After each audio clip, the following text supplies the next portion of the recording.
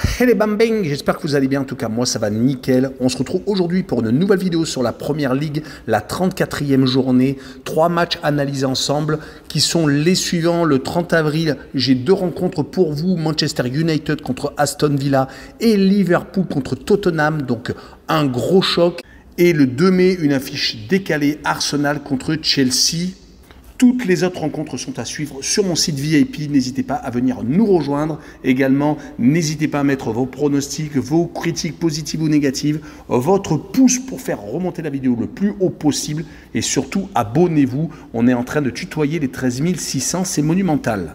Un coup d'œil sur le classement et Arsenal est toujours premier, mais avec seulement 2 petits points d'avance sur Manchester City, avec 75 points contre 73 aux Citizens. Mais les Citizens ont 2 matchs en retard, donc ça devrait changer de leader dans peu de temps, sauf si bien entendu il y a des surprises. 3e, Newcastle avec 62 points, 4e Manchester United avec 60, 5e Tottenham avec 54, 6e Aston Villa avec le même nombre de points, 7e Liverpool avec 53 et 8e Brighton avec 49. En fin de classement, 15e West Ham avec 34, 16e Leeds avec 30 points à égalité avec Nottingham Forest qui est 17e. Le premier relégable est 18e et c'est Leicester avec 29 unités, 19e Everton avec 28 et 20e et dernier Southampton avec 24 points. Et on attaque avec la première rencontre le 30 avril, Manchester United contre Aston Villa. Manchester est 4e alors qu'Aston Villa est 6e, 6 points d'écart entre les deux formations. Donc cette rencontre est très importante et l'équipe en forme n'est pas obligatoirement celle qu'on croit, c'est plutôt Aston Villa. Cela fait un petit bout de temps qu'ils n'ont pas perdu. On arrive aux 10 matchs sans défaite et sur les 10 d'ailleurs matchs sans défaite, ils ont fait 2 matchs nuls et ont gagné à 8 reprises. C'est vraiment une superbe série, surtout que juste avant, ils avaient perdu 3 fois consécutivement contre Leicester à la maison, contre Arsenal également, à chaque fois sur le score de 4-2 et ils avaient perdu à Manchester City 3-1.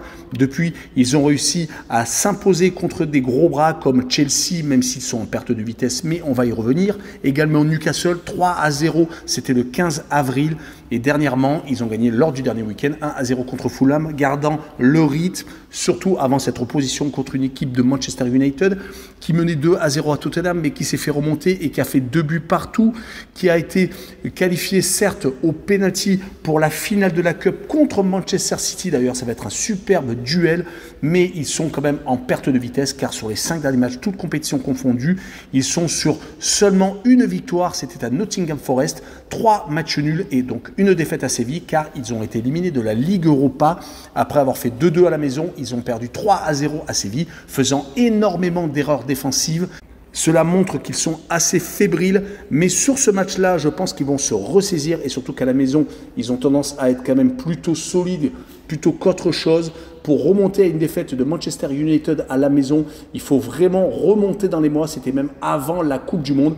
C'était lors d'une réception de la Real Sociedad le 8 septembre en Ligue Europa et également en championnat. C'était en tout début de saison, le 7 août contre Brighton. Depuis donc, ils n'ont plus perdu. Donc sur cette rencontre, je vois bien Manchester United s'imposer 2-1, mais pour assurer le coup, je vois les deux équipes marquées avec une cote à 1,65. On enchaîne avec une deuxième rencontre le 30 avril, Liverpool qui reçoit Tottenham. Liverpool est beaucoup mieux. Ils sont 7e actuellement. Ils n'ont plus qu'un point de retard sur Tottenham, leur adversaire du jour, et ont 7 points de retard sur Manchester United pour la Ligue des Champions. Ça va tout de même être compliqué. Il faudrait que les Red Devils s'écroulent totalement. Les joueurs de Klopp restent sur 3 victoires consécutives, c'est très important. Une victoire 6-1 à Leeds United, une victoire à West Ham 2-1 et au milieu, ils avaient battu Nottingham Forest 3-2. Donc pas mal de buts quand même encaissés. Ils avaient eu une très mauvaise passe de 3 défaites consécutives fin mars, début avril. Mais heureusement, les 2 matchs nuls contre Chelsea et Arsenal leur ont fait énormément de bien car ils ont donc enchaîné 9 points sur 9 lors des 3 dernières journées. Ils vont jouer contre Tottenham qui vient de faire match nul contre Manchester United mais qui sur les 5 derniers matchs de Première Ligue, ils n'ont gagné qu'une fois contre Brighton à la maison, ont fait 2 matchs nuls donc contre Everton et contre Man U et ont perdu à 2 reprises contre Bournemouth à la maison et à Newcastle 6-1.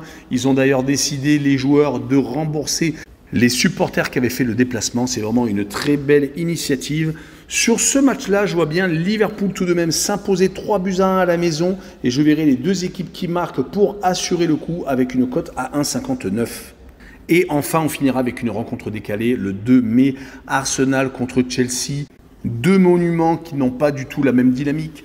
Arsenal est premier alors que Chelsea est 11e. Le seul truc qui les rejoint, c'est peut-être la dynamique de résultats, car Arsenal reste sur 4 matchs sans victoire, 3 matchs nuls à but. C'est le cas de dire 2 buts partout contre Liverpool, 2 buts partout contre West Ham et 3-3 contre Southampton, avec des physionomies de match totalement différentes. Contre Liverpool et West Ham, ils menaient à chaque fois 2-0. Alors que contre les derniers du classement, ils perdaient 3-1 et sont revenus à partir de la 88e à égalité. Ils ont par contre sombré totalement contre Manchester City dans le choc de tête de la Première Ligue et il n'y a pas eu photo.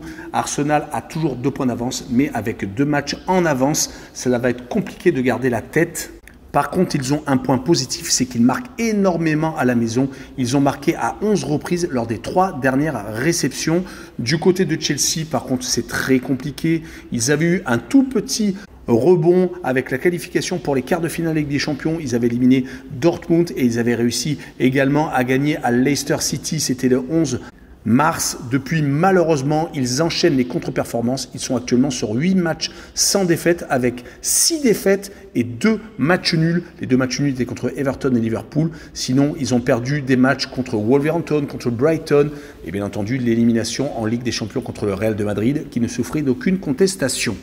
Donc sur cette rencontre, je vois bien Arsenal quand même s'imposer, 3-1 et je verrai les Gunners marquer le plus de 1,5 buts sur le match avec une cote à 1,73. Voilà, on en a fini avec cette vidéo, n'hésitez pas à venir nous rejoindre. Ciao les bambins!